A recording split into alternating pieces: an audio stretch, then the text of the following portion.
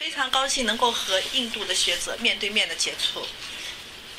其实我们对印度一直是有一种好奇的，看过一些小说、电影，还有一些人类学方面的书。但是我曾经遇到过一个印度的学者，他给我一句话，他说你得到的印度印象都是从西方人那边得到的。这句话对我打击非常大，所以我就今天非常非常珍惜这一个机会。我们现在就开始吧，因为我觉得还是快点切入主题比较好。Okay, please.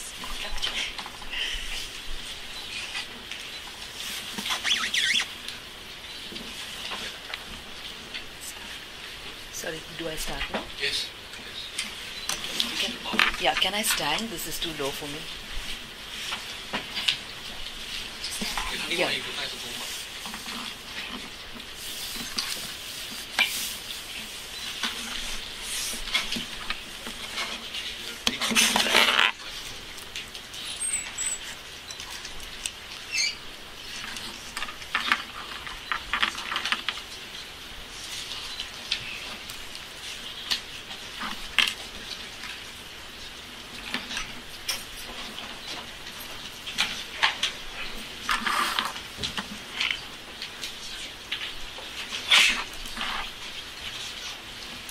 Very, very happy to be here. This is not my first time in China. I have been here 4 times now, I think. Even then, it is difficult for me to get a Chinese visa to come. Every time I'm asked, where is your bank balance? Are you employed? Are you running away to China? Who has invited you? Where is your hotel booking? Etc. Right? So it is very, very difficult for Indians to come to China. It is almost as difficult for Chinese to come to India. But this is not the case for anyone else from any other country. I think this is something we need to think about and ask what is the historical legacy that does not allow us to interact more freely. Having said this, I am very grateful to have had this chance to come here again, and very grateful to my host of the day, Wang Anyi, whose work I read more than 15 years ago. I bought her book in a small shop where there were just some old Chinese books that were lying in a corner, and I knew immediately when I looked at it that this was something quite interesting. And indeed, when I read the book, I knew that it was a wonderful collection of stories that I had seen. And I was very happy to hear that she was going to be my host here. I am very honored by this effort on the part of the people who invited me here to find someone as important a writer as her to be my main sort of interlocutor in this particular dialogue. So thank you all. Thank you to my colleague Kuan Chin Chen. Thank you to the curators of both the Biennale as well as the Artists Intellectuals Summit of Social Theory as well as Art Summit. I've seen some of the artworks. I think they're quite splendid and quite path-breaking in the kind of interactions that they seem to display. I look forward to seeing more of those as well. I think that I should not waste any more time on the pleasantries and go straight into my talk.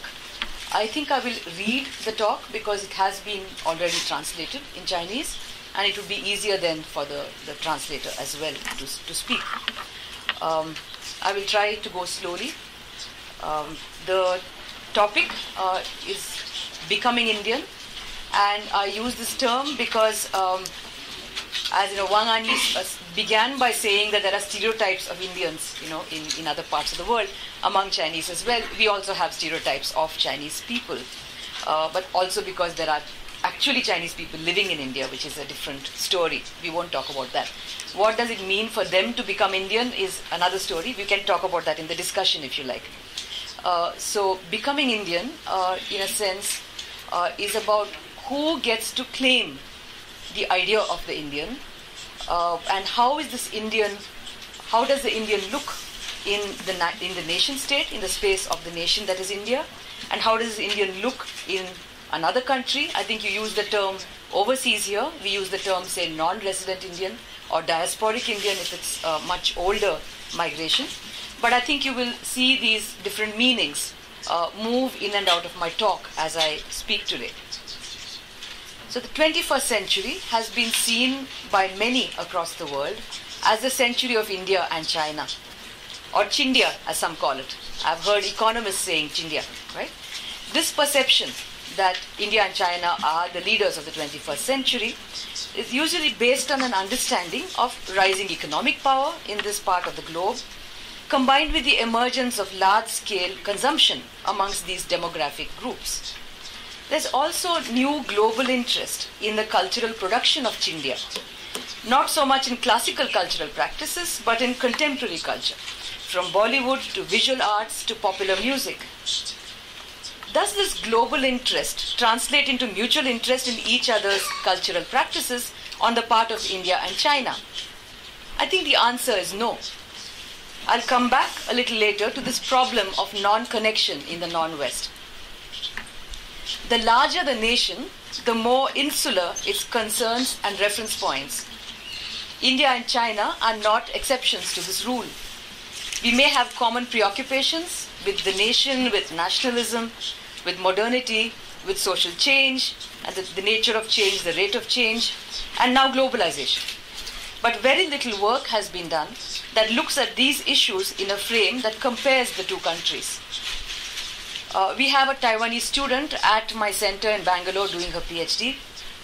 Her name is Wang Wing Kwong, and she has written a paper for me for one of my courses, which speaks about early 20th century China and the intellectual preoccupations of the scholars at the time. She speaks of the authoritative account of culture, which was seen, please forgive my bad pronunciation, could be seen in the work of Chang Chi-dong Slogan, which I will not pronounce in Chinese, but it's called Chinese Knowledge as Body and Western Knowledge as Means, is what was said by the scholar. You find very similar formulations in early 20th century India, where the research findings and methods of British Indologists were used to legitimize assertions about the antiquity and greatness of Indian culture. The grounds for comparison between India and China are likely to be even more substantial than this intellectual maneuver indicates. I have been for a while now wondering what sort of framework would help us undertake serious comparative research. I will offer an example from my own book that Kuan Xing just mentioned here. The book is on the Indian diaspora in the Caribbean, in the West Indies. The book is called Mobilizing India, and it looks at how the claim to being Indian is made in national as well as transnational spaces.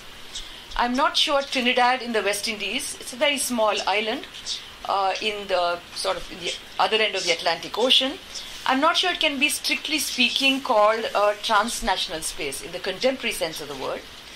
But I would like to think that the claim to India in Trinidad, which is a nation state, different from the nation state of India, right?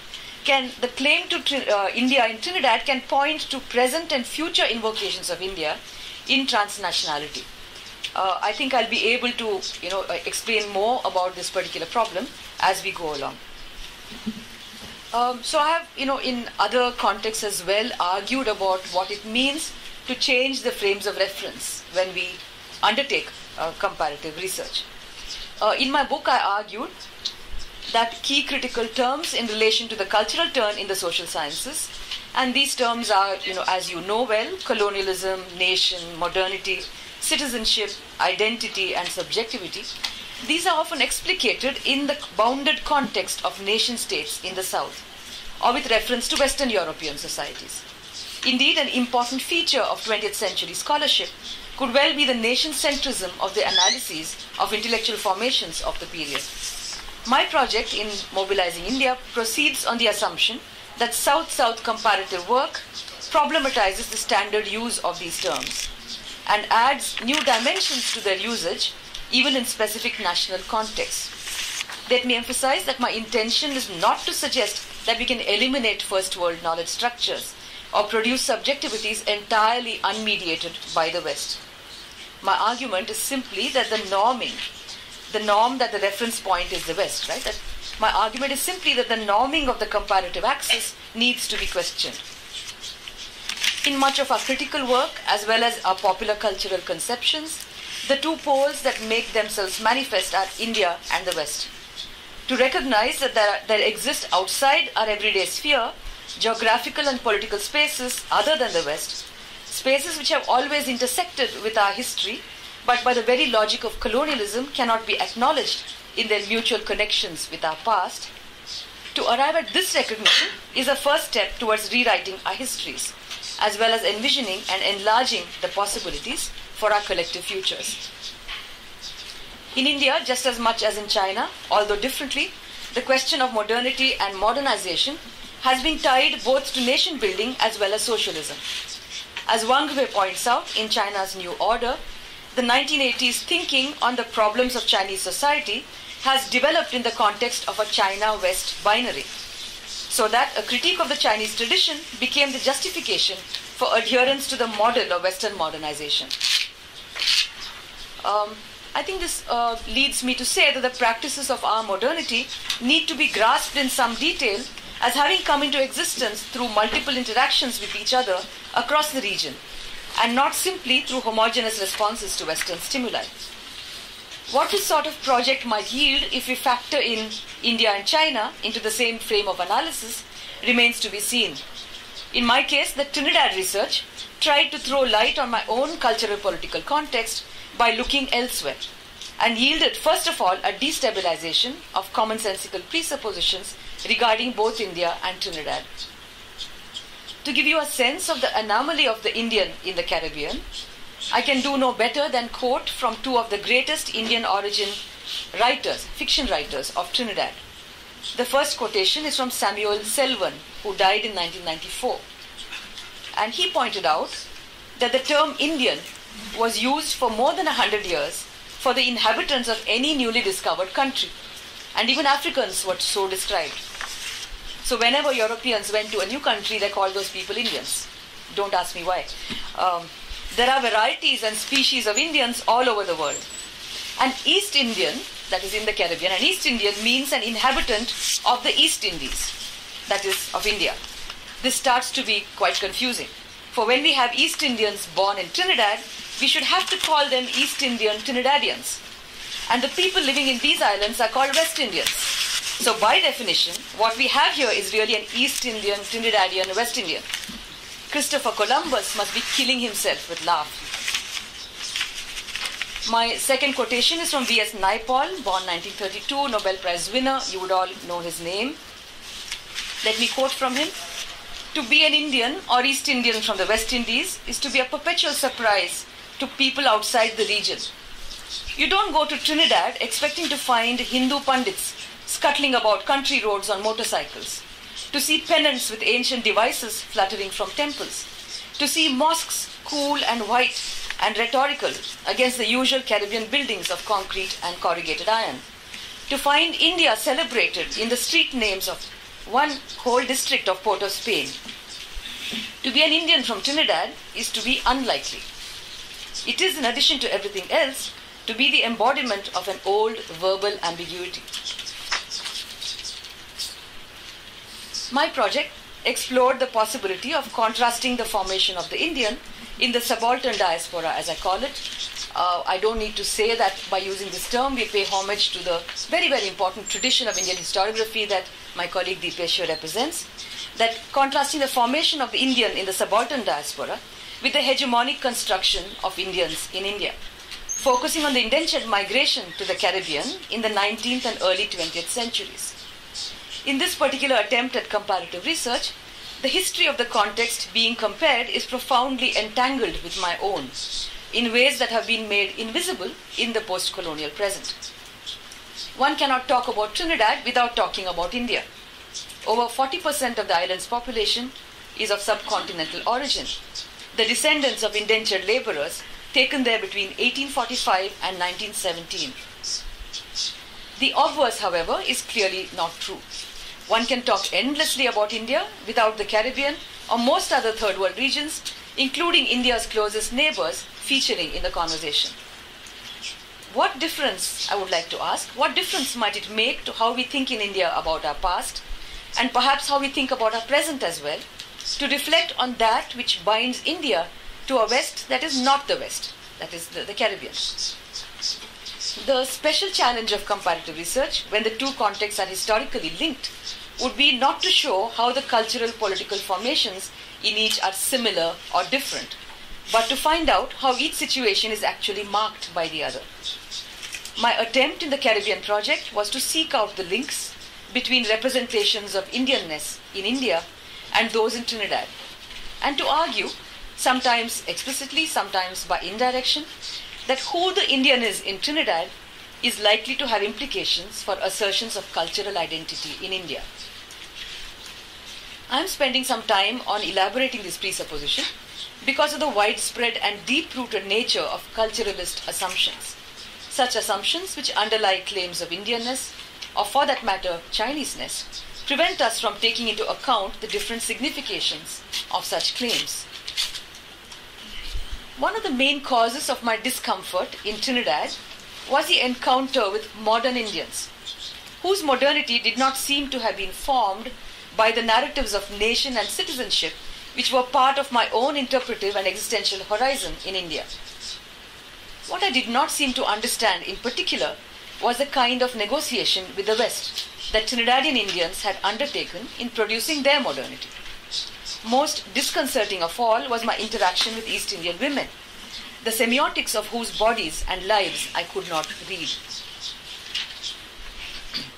So my project represents the attempt of a scholar from India to come to terms with the claims made on her by the Caribbean East Indian presence, and to make a case for why critical arguments in India should take the East Indian seriously. My subjectivity as a modern Indian woman is tied to the other possibilities that opened up for Indian women elsewhere. More strongly put, I am what I am because of who the East Indian woman is in Trinidad. A central concern of my project, therefore, was to create a space where we might productively bring together the question of women in India with that in Trinidad, in such a way as to reposition and add nuance to the frames within which both are customarily discussed. I'll come back to this as well later. At a historical conjuncture in which both in India and in many overseas communities the stakes in defining oneself as Indian are being re-examined, it seems increasingly important to analyze the many complex ways in which different groups of people in different spaces claim Indianness, and the various kinds of significance attached to this sort of claim. I would like to suggest that the construction of Indian identities in Trinidad, Guyana, Suriname, Fiji, Mauritius, Tanzania or South Africa, or even to mention a different kind of context, the Gulf countries like in West Asia, that this construction of Indian identities is differently relevant to Indians in India compared to the non-resident Indian identities being shaped in the metropolitan post-colonial diaspora, located in the United States, the United Kingdom, Australia or Canada. This is not to deny the class differences between Indians in metropolitan locations, but to emphasize the cultural differences that still exist between the metropolis and the erstwhile colonies.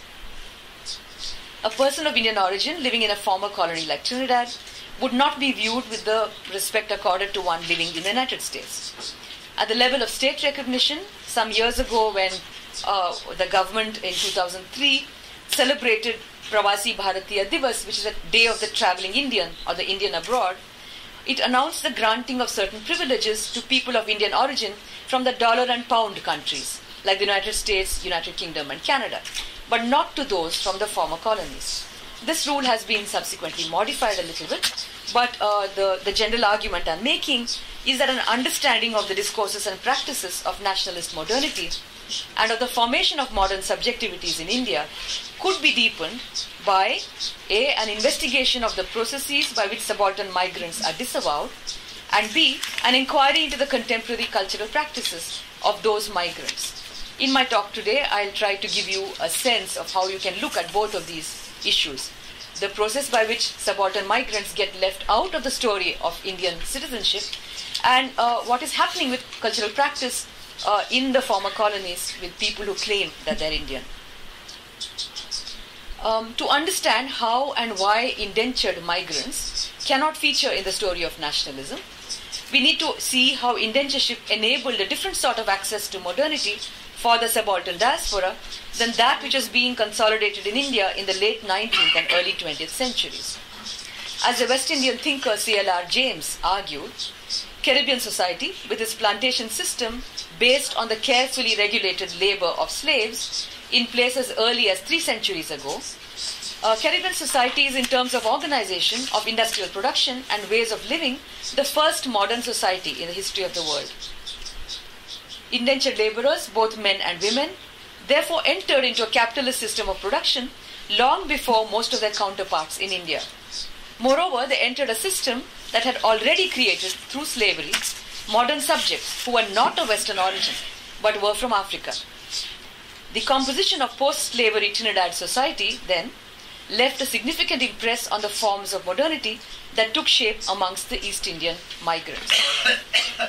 To meet the shortage of labor in the sugarcane fields, planters, supported by the colonial government, resorted to promoting immigration.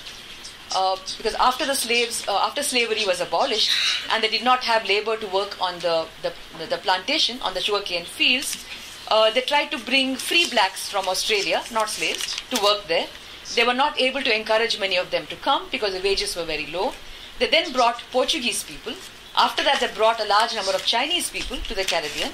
And finally, they brought Indians because they were available in greater numbers for a lower price. This last group was numerically the largest. At a count of over 100,000 laborers, they came to more than 10 times all the others put together. The 5-year contract signed by the worker was called an indenture, therefore indentured laborers. The Indian migrants, just to give you some facts about the population, they came from areas where long spells of drought and famine had pauperized agriculturists and driven peasants away from their villages in search of work. Between 1845 and 1917, about 1.5 million Indians were brought to Trinidad, with a total of over 5 million to the Caribbean. 22% of immigrants, some of them returned to India at the end of their period of indenture, but because they were treated badly when they went back, they sometimes re-indentured and came back to the Caribbean. Promise of a return passage was part of the early inducement to migrate. And returning migrants' tales contributed to the attractions of employment in the Caribbean. So more and more Indians then went to the Caribbean. Throughout the years of recruitment of indentured laborers, there was a tremendous disparity between the number of men and the number of women. This was mainly due to the planters' reluctance to permit the growth of a permanent community of migrants, a proposition seen as both uneconomic and dangerous. When recruiters attempted to induce more women to migrate, for diverse reasons, including pressure from the government of India, they were usually not able to find what they called the right kind of women, or the docile laborers the planters wanted. So among the people who indentured themselves, not more than an average of 25% were women. Migration to the Caribbean took place mainly from northern India. 90% of the migrants were from the entire northern belt of the plain where the Ganga River flows. I won't go into the further details because they may not be intelligible to the audience here. In the years after indenture in the Caribbean, as an East Indian middle class began to take shape, the assertion of an Indian ethnic identity began to be made. Such assertion has been seen as a manifestation of Indian nationalism, but in Trinidad, not in India. This term is very puzzling to Indians from India, who cannot see any connection here to the politics of their own nation state, because Indians think that Indian nationalism is to be found in India, not in some other country. To unravel the meanings of Indian nationalism in Trinidad, we would first have to grasp the ambiguous nature of the relationship between nation and nationalism in the West Indies. That is, nationality in the West Indies is premised in some ways on ethnic identity or racial identity. So what becomes evident is the Afrocentric basis of the claim to being West Indian. It is this premise that Indian nationalism appears to address, its project not being the creation of a nation-state in India, but the project is one of claiming cultural rights in Trinidad. To me, the most salient factor in the East Indian narratives of Indianness in the Caribbean is not the question of producing and maintaining a colonial difference. That is, difference from the colonizing European is not the issue in order to claim Indian nationalism, as it would have been with elite Indian nationalism in India. Rather, the difference at stake is that from the African, the other race, as East Indians say today. Indians have a slight demographic edge over Africans in Trinidad, being a little over 42% of the population. The Africans are 40 to 41%, and the rest are Chinese, Lebanese, Latin American, and Western European.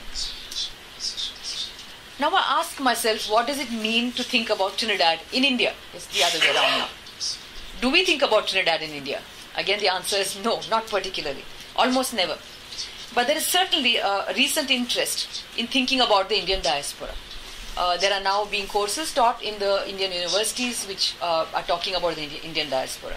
And they've tried to make it the object of scholarly inquiry. Here I would like to take a little detour and talk about a very different context. That is the context of people of African origin in England, because the work of Paul Gilroy, the famous scholar, allows me to, I think, give a very different interpretation of how we might be looking at this problem in India.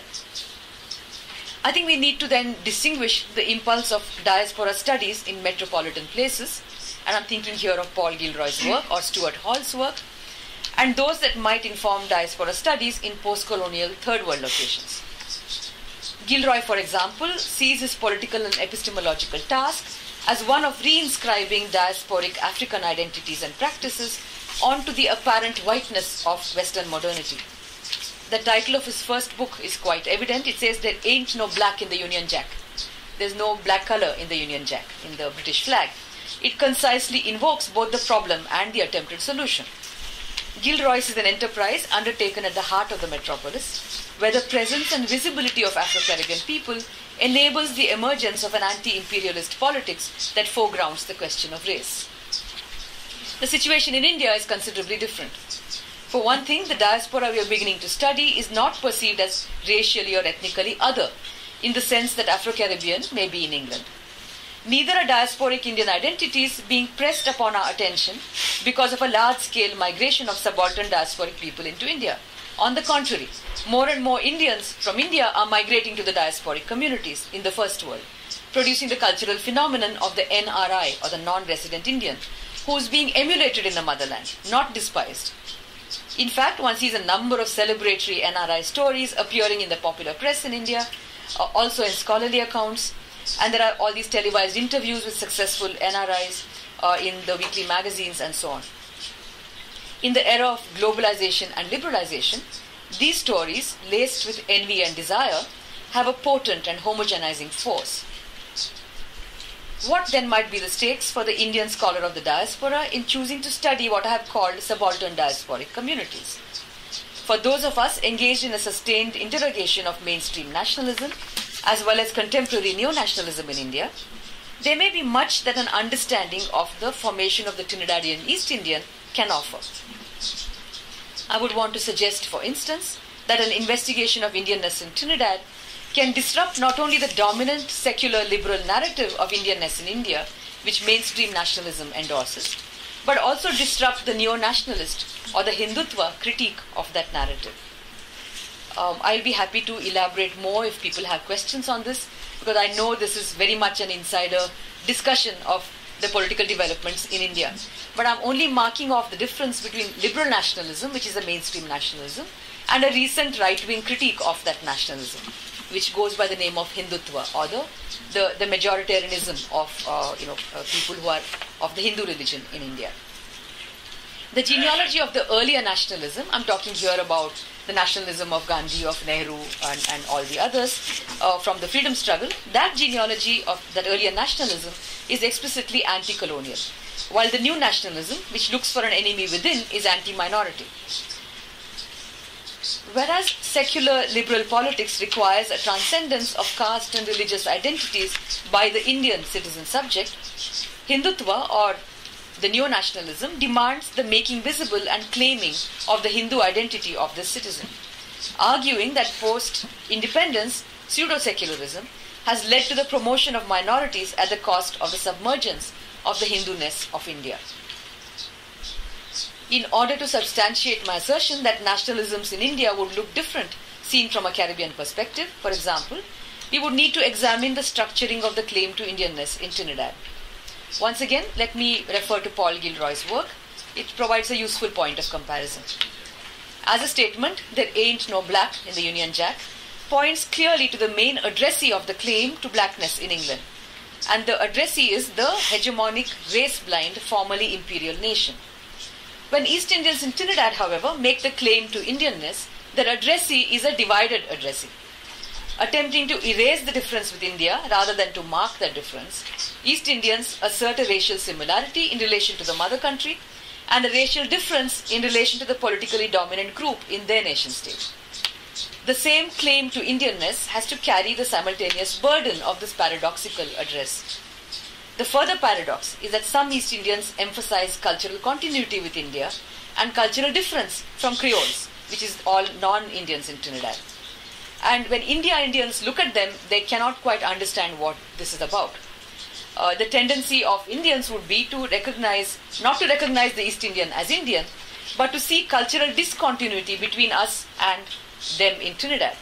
And cultural similarity between actually people of African origin, people of Chinese origin, people of Indian origin in the Caribbean, because they all seem to us like Caribbean people. Even if they're saying that some of them are Indian, we don't understand what that Indian means. I think you will understand this when actually I show part of my film towards the end of my talk. Trinidad cannot be seen as a post-diaspora society of the kind that England is. Here, the East Indian claim to Indianness is addressed not to a colonial power at its very center, but to two post-colonial nation states, Trinidad and India, experiencing the aftermath of empire. In this aftermath, the structures of exclusion which mark East Indians have been different from those that mark non-white people in England, as is evident from the ways in which the claim for inclusion in Trinidad and the politics of that claim are structured.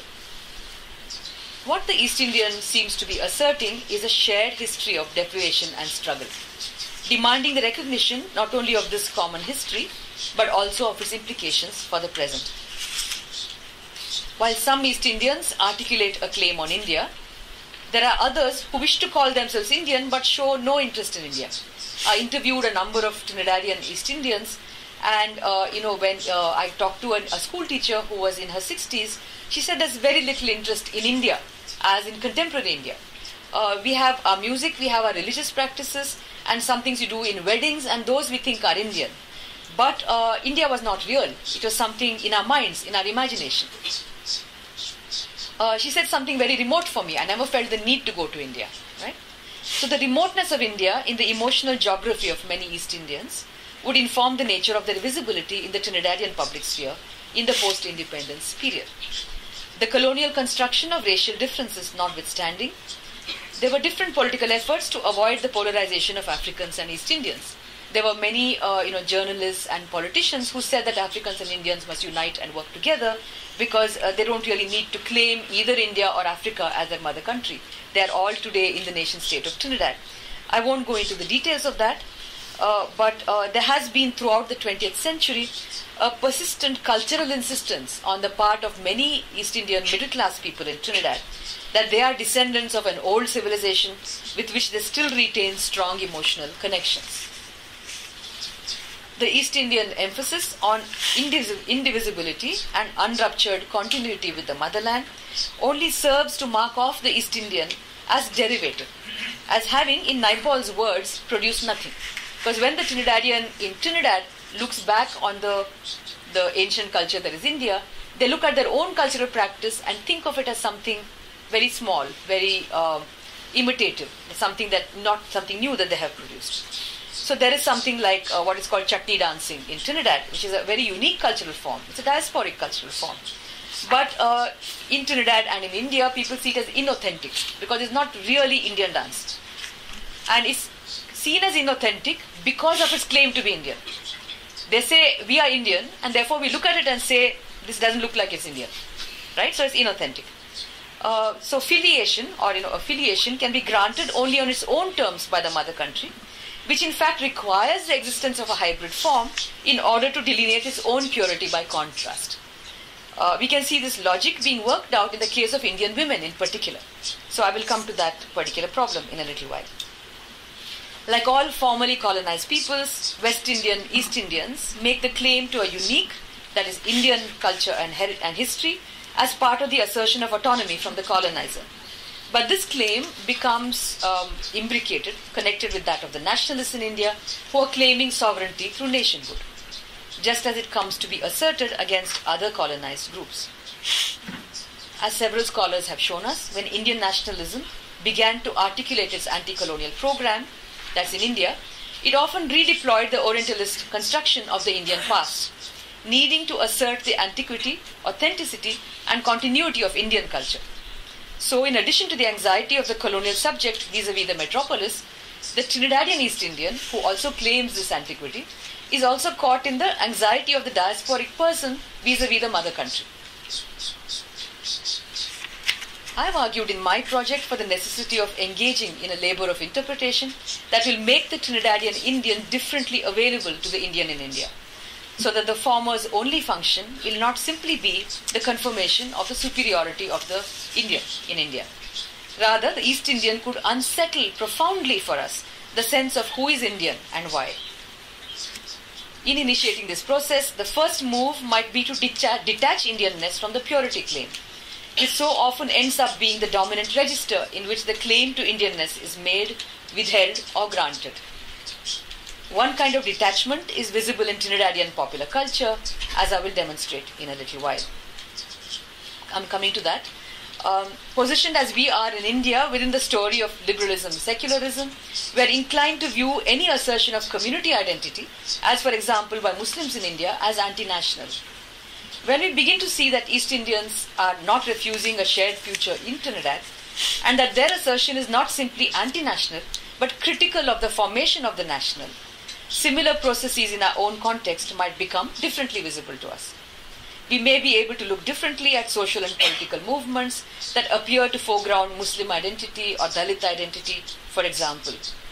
To learn the Trinidad lesson, we need to pay more attention to how Indian in Trinidad has come to be fashioned. And we need to understand that the genealogy of the Caribbean East Indian does not simply duplicate that of the Indian in India. The East Indian is significantly different from the India Indian in terms of one of the most visible markers of social stratification in the South Asian subcontinent, and this is caste. Migration to a far-off land and the resulting reconfiguration of social identities enabled the dissolution of customary caste practices as well as those marking off religious identity. So a clear marker of social inequality in India is caste inequality, and that in many ways gets dissolved in the subaltern diaspora. In India, the dominant nationalist narrative of secularism made invisible the issues of caste and religious identity in favor of a citizen subject who transcended what was seen as narrow boundaries. The entry into modernity demands that these markers of identity relegated to tradition be left behind. My effort in the Caribbean project has been to reposition the frame of analysis in order to understand differently the practices and discourses of nationalist modernity in India. This can be achieved through a double strategy. I've already suggested that, looking at the multiple processes by which subaltern migrants came from India come to be disavowed in past and present in their home country, and by investigating contemporary cultural practices, especially music, implicating the descendants of the migrants in their current home. My focus is on how women are involved in this double strategy. I first look at the woman question in indentureship and how Indian nationalism dealt with it. And second, I look at Indian women and music in Trinidad.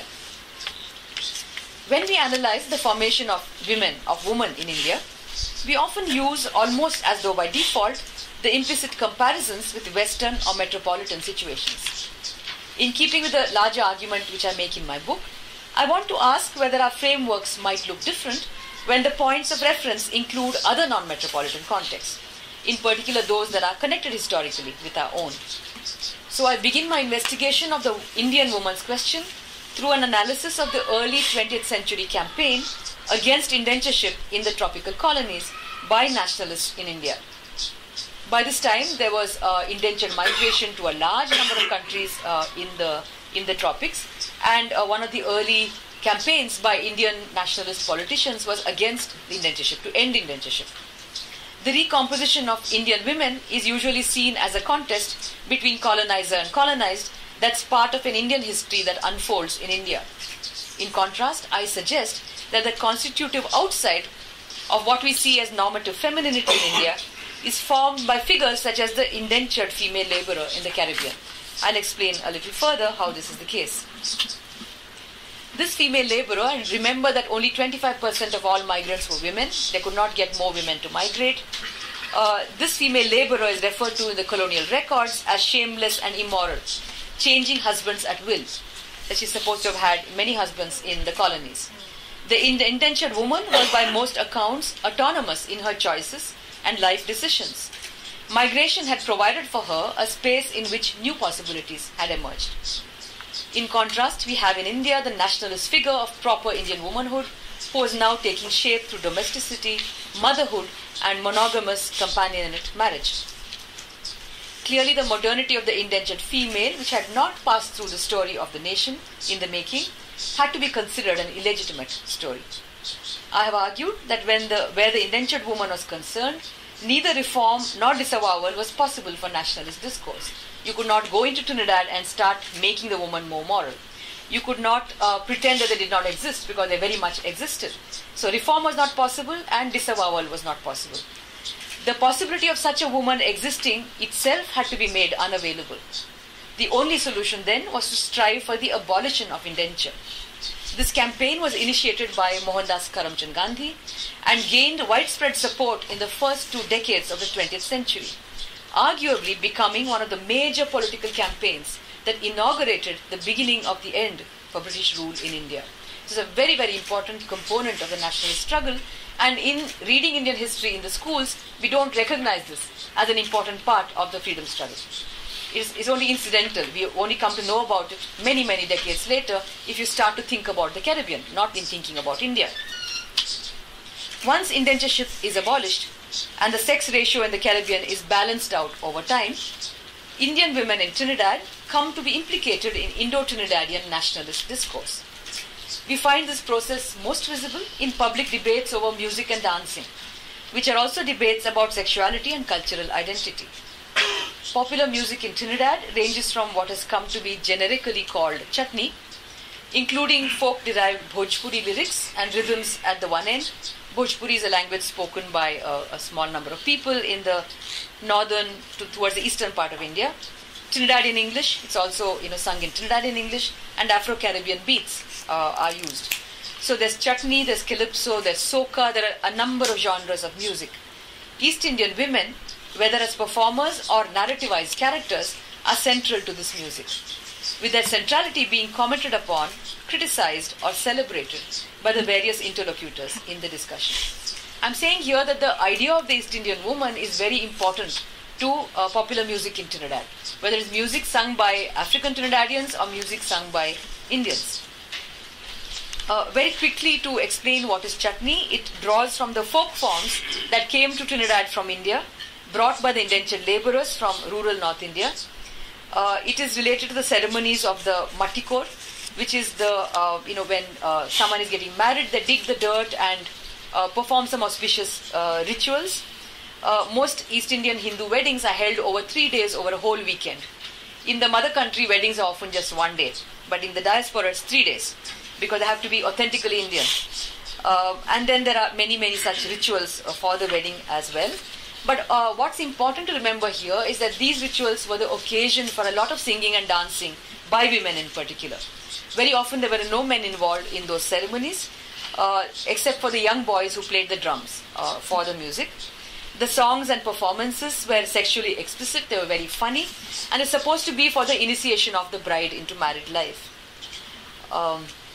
Contemporary chutney music, which is sung in public, draws its melodic and textual inspiration from these ceremonial songs that are sung during weddings. Chutney began to be sung by Indian migrants with added English lyrics, even as the system of indenture was coming to an end. So early 20th century, you have chutney in English already. From being a segregated dance form, chutney by the 1980s became a public event. Instead of being a performance watched by an audience, like the now nationalized forms of Indian dance in India, in India, only folk dance is participatory. Classical dance, all other forms of dance, you sit and watch someone performing on a stage. So it's a performance. So the national dance in India is something you watch. In Trinidad, Indian dance is something that's very public and very participatory for both men and women. Merging with the Afro-Trinidadian soca, chutney went on the national stage in Trinidad. So in my book, I've looked at some of the key exponents of Chutney Soca, in particular the flamboyant and controversial Drupati Ramgunai, whose music I would like to play for you a little bit now. What I've tried to do in my analysis is to account for the specific anxieties that Chutney Soca seems to invoke. East Indian men attack it for vulgarity and raunchiness. And I say that what is actually happening here is not so much an attack on the meaning of the words, right? But I'm saying that there's a body in the voice. And the body in the voice is what spills over the text of the song and gestures towards the possibility of meaning itself. And I argue further that this has to do with the fact that the East Indians in Trinidad don't know the language which they're singing. It's an Indian language, they don't know the language because they have lost that language over the years. So it's not the meaning that anyone understands that they're objecting to, but they're simply objecting to the possibilities in the history that it invokes, is the argument that I'm making. I'm going to play for you just like maybe 30 seconds of a song here.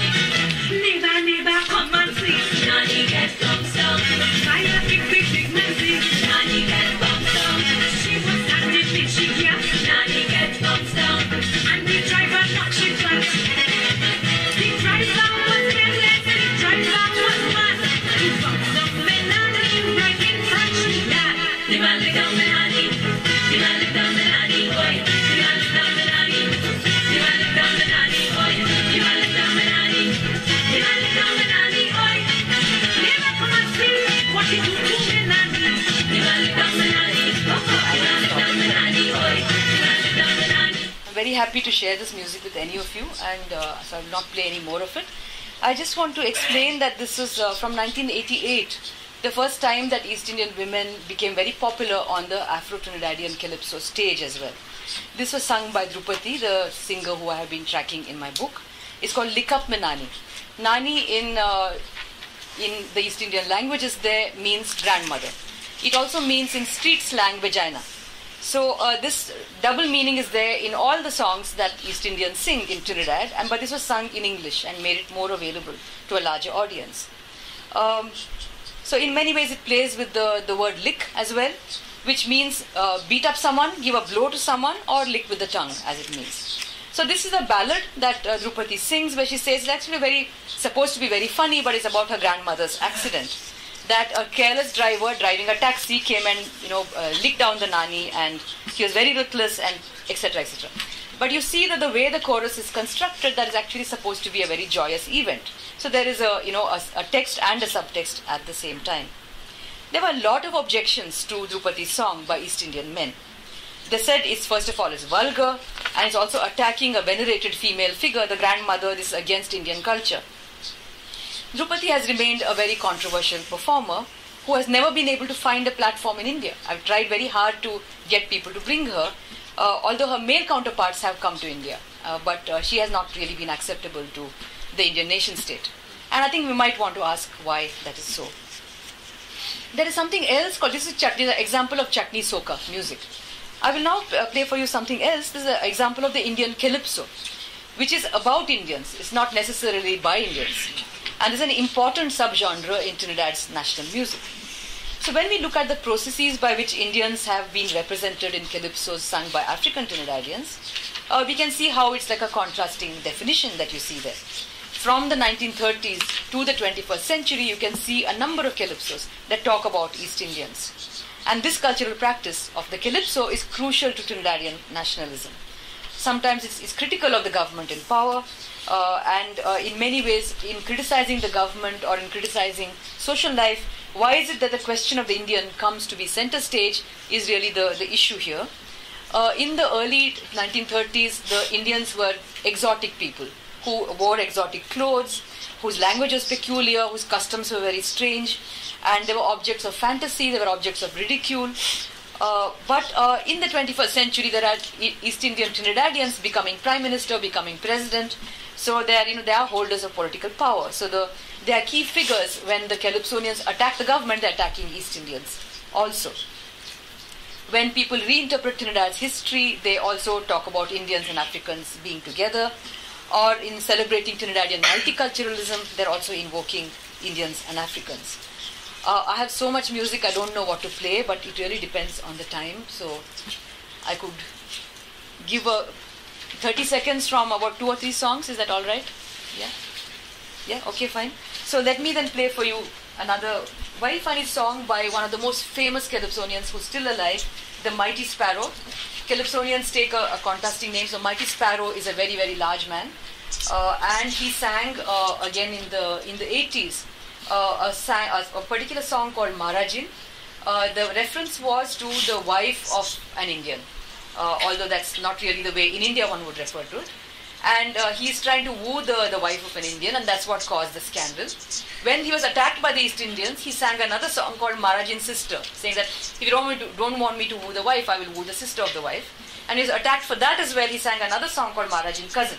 But I will not play you all these songs. I'll just play for you the first one.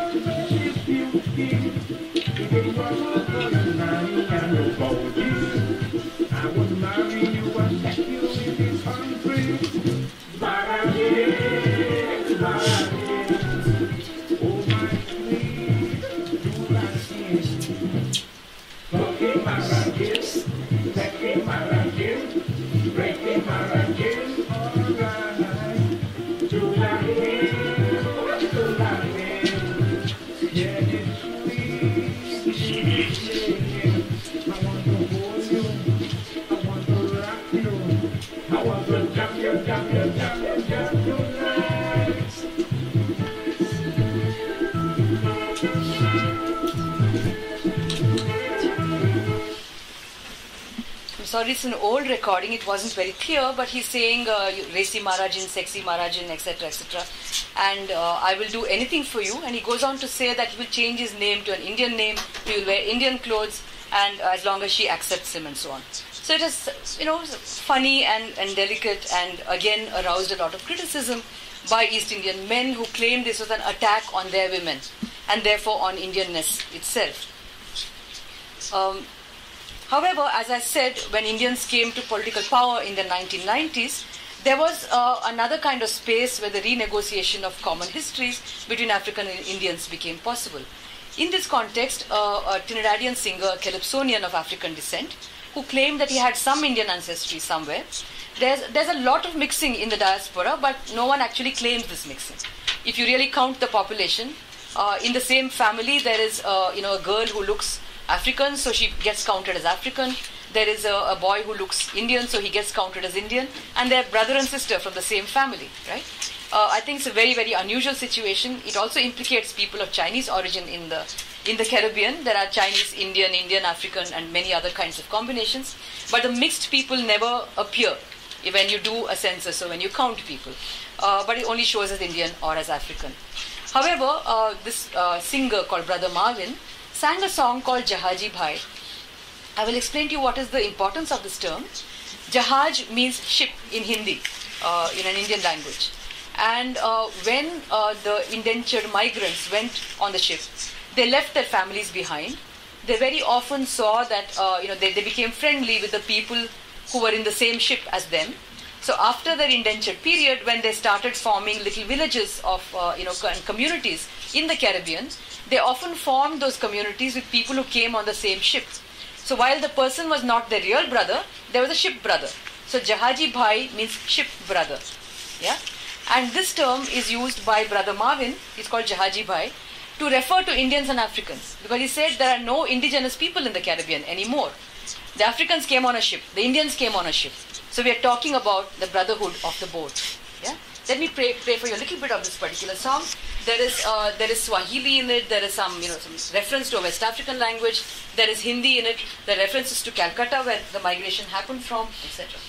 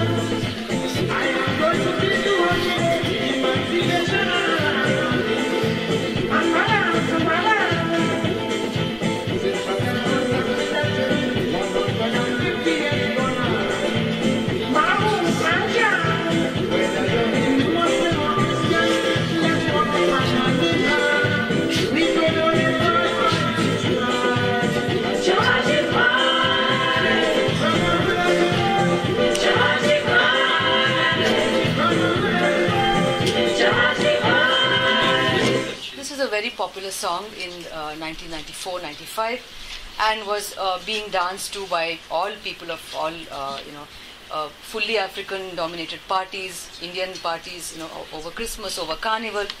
This was the most popular song of the year. More about all of these questions if you ask me during the discussion. But the last song I want to play for you is called Real Unity. And this is quite an interesting song. It's sung by an Afro-Trinidadian calypsonian and Drupati, the controversial singer I told you about. Drupati appears here in a very different kind of guise. She's singing a Hindi film song, which is a very, naive and innocent sounding song. But the juxtaposition is what this song is really about. They're saying that why are the politicians simply talking about political unity? Because the one question that has come up often in the subaltern diaspora is the one of intermixture. As I said, people don't like to acknowledge the fact that people are born with mixed parentage, and there's a great attempt to maintain the idea of purity, especially among the East Indian community, saying that the Indian women don't marry anyone except Indians. So in a sense, one of the people I was interviewing in Trinidad told me that we were a very progressive family. Africans used to come to our house, and we were a prominent political family. But the message to the African was, you can be my brother, but you cannot be my brother-in-law. In a sense, that was really the message. So this particular song criticizes in many ways that move, saying that is not real unity. Real unity is actually people coming together in a very different way. Let me just play a few seconds of this song.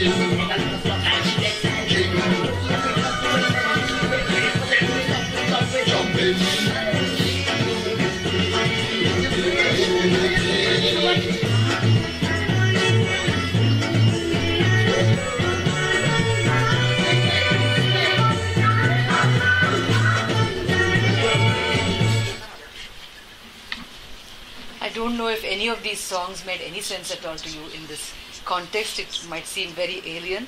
Happy to answer questions, but I also hope that music speaks to the situation in a way that maybe all the arguments I'm making doesn't. So I'm hoping that this has actually worked for some of you. So I'll now conclude my discussion with a brief account of what I think is a unique project that brought together an academic researcher with a popular musician in India. That's myself, and that's not the popular musician, the academic researcher. What we did was we came together to collaborate and create and record music in the same studios, in the same music industry that I had been studying for 8 or 9 years, from which Chutney Soca had emerged. So I found the studios where the entire genre of Chutney Soca was being had come from, and while doing the research I had developed this fascination for the music, because I come from literary studies, as some of you might know, and was not really alert to the possibilities of popular culture in the way in which music is so central to the Caribbean. That what might it afford? How might it actually open up a very different way of thinking about both the Caribbean and India is something that changed for me forever after going to the Caribbean. So I then began to ask myself towards the end of my project, what possibilities for South-South conversation might be there, and how might it emerge in the realm of musical practice. So in April, May 2004, I took the Indian rock star Remo Fernandez, and who's from Goa in India, that some of you might know, and I took him along with the film crew to the Caribbean to do a series of musical collaborations with Jamaican and Trinidadian performers. Remo's collaborations, some of the recordings are very productive. They're up on my book website, which you can access. I will give you the reference. But his collaborations with Chutney Soca singer and Calypsonian, who is an East Indian singer called Ricky Jai, whose music I didn't have time to play for you, but if you ask me the right question, I may play it for you. And with the soca and now Chutney singer Denise Belfon, who's of African descent. That these two collaborations in particular proved to be hugely productive, not only in musical terms, but also in interrogating further what Indian could mean in both Trinidad and India. The Remo project, which tried to pursue the possibility of connection in another sphere, other than that of scholarly engagement, a sphere of actual musical practice, was a somewhat unexpected outcome of my academic project. I'll show one long stretch of a film clip after my talk, which dramatizes some of the problems and possibilities of the musical collaboration project. The point of the comparative frame that I was working with was not simply to look at two different contexts, but to see how the questions I was asking in Trinidad could be brought back home to India. The profound tensions over the naming, claiming, and mobilizing of Indianness in the Caribbean opened up for me an entirely new perspective on this notion in India, with a renewed appreciation of its volatility and its changing meanings. So I will stop here and I will invite you to watch 5 or 10 minutes of the film.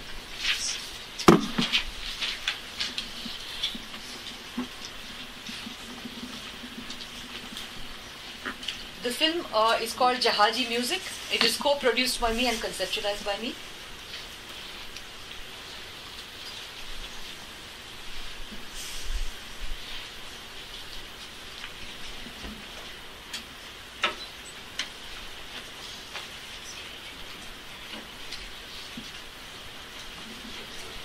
I'm really excited and interested in working with your culture and blending our culture together. I think it would be really interesting because I tried it this year and in Trinidad they really kicked up a big fuss about it.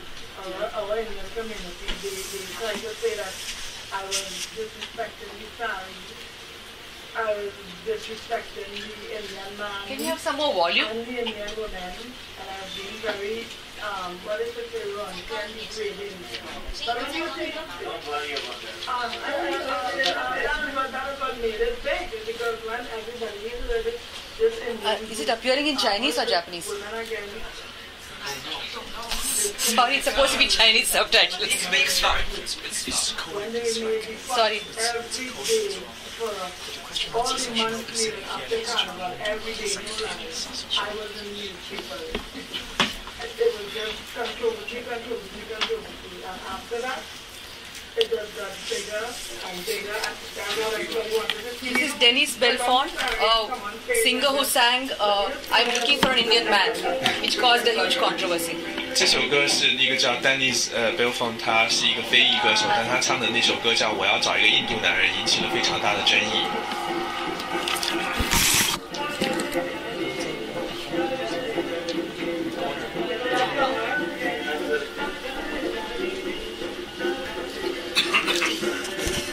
而且我有这个黄老师，他有那个。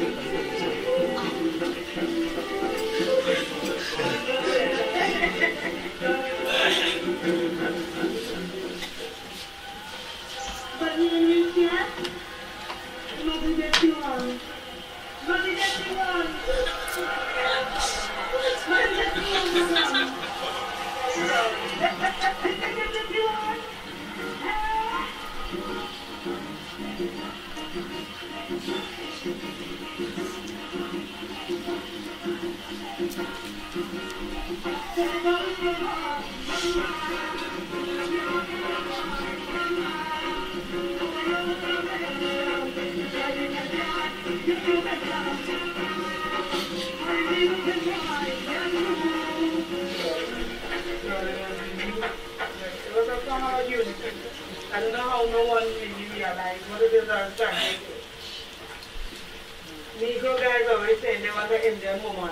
So I feel like Negro girls can say she wants an Indian man.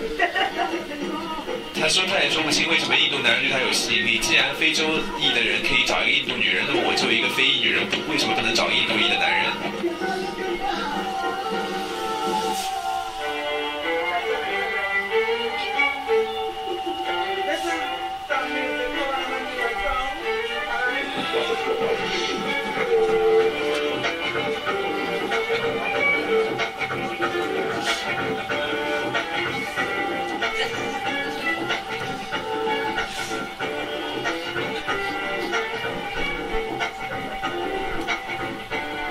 I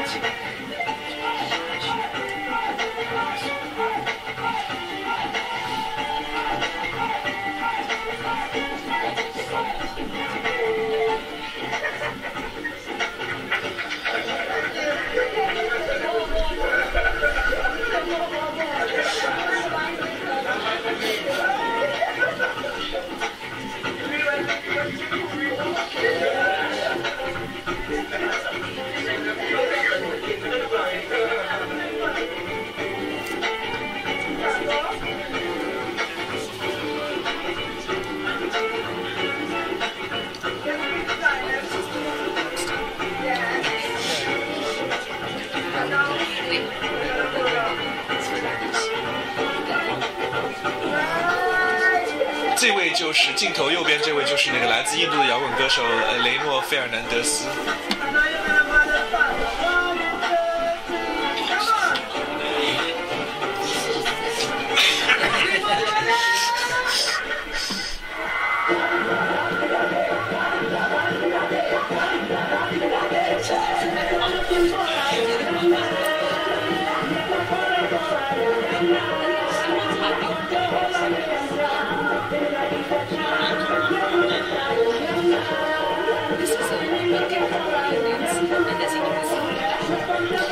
这个聚会呢，只有印度艺人参加啊，他来表演这样一首歌。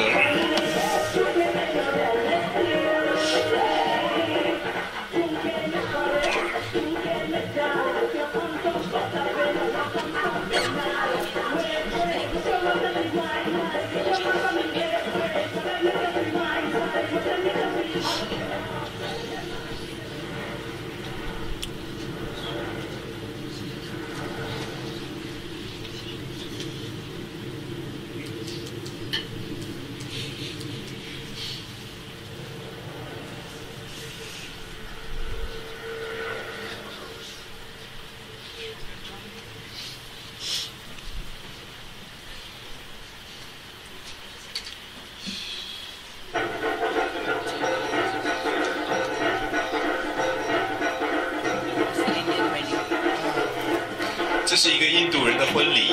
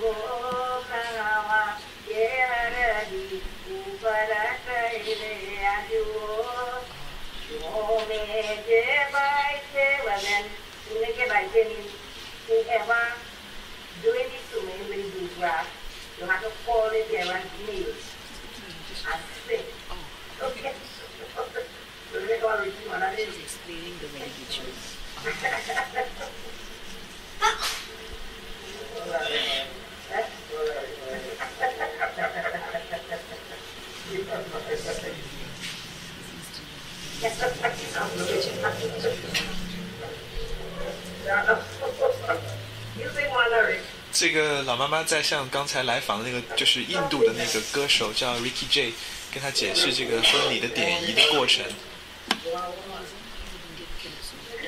他是在印度唱 Calypso 歌曲的一个歌手。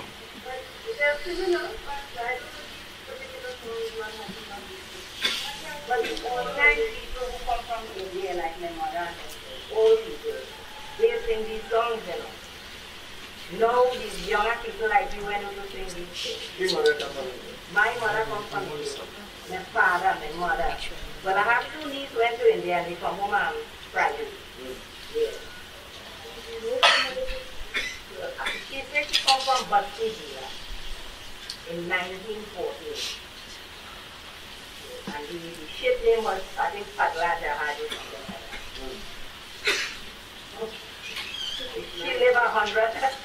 She lived 109 years. 大概是说他自己的母亲是1941年过来的，她活到了将近100岁，好像。My mother never sang. So you know, long time we don't have a real Indian singing, this schooling, singing all about that. When we go, they go on to sing and this. But now nobody don't sing them kind of song again. We have the cassette. We eating out all them kind of stuff and sing now.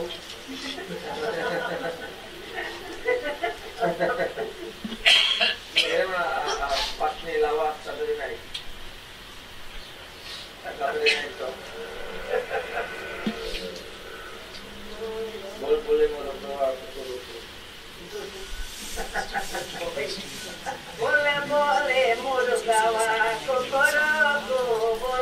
这是一个周末的婚礼歌。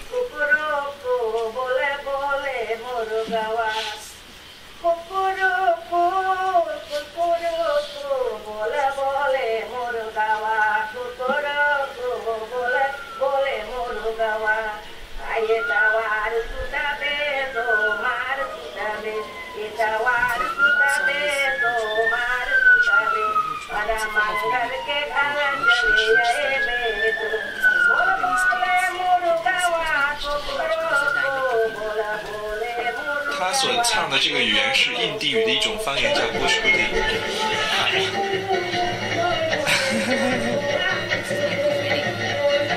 又切换回到了婚礼的场面。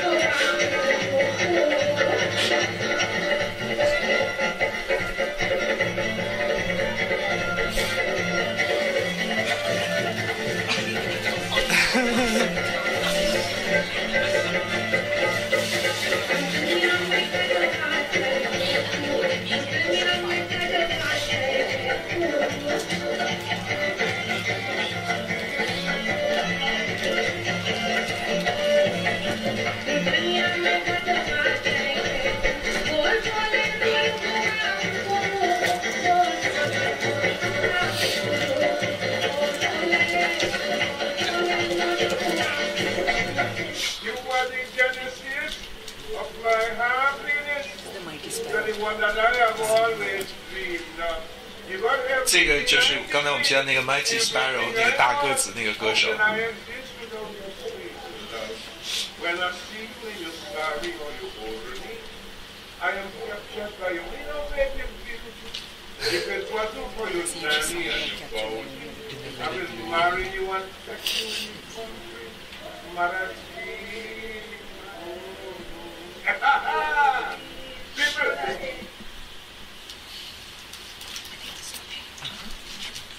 Lights, please.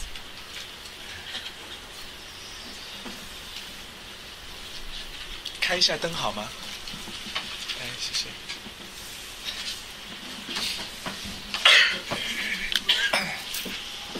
I hope that made some sense. It's a 1 hour 50-minute film. I'm happy to share the version with Chinese subtitles if you can find a software that will make it work.